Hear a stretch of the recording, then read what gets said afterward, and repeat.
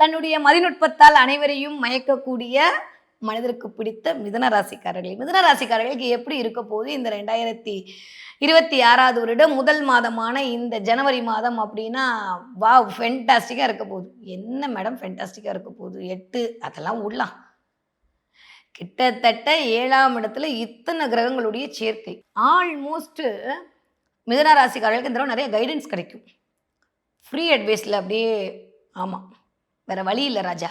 சும்மா போனால் கூட கூப்பிட்டு நிற்க வச்சு உங்களை 10 பேர் அட்வைஸ் பண்ணி காதுலேருந்து ஒய் பிளட் சேம் பிளட் சொல்லாமல் போகிறதில்ல. அதனால் ரெடி ஆகிக்கோங்க. ஆரம்பிக்கும் போதே இந்த தடவை வீடியோ வர உங்கள் கண்ணில் பட்டுச்சுன்னா ரொம்ப சந்தோஷம். அதனால் மென்டலி ரெடி ஆகிக்கோங்க. போகிற வரவன்லாம் நம்மளுக்கு இந்த தடவை அட்வைஸ் பண்ண போகிறோம். நம்ம தலையெழுத்து அதை கேட்டே ஆகணும்.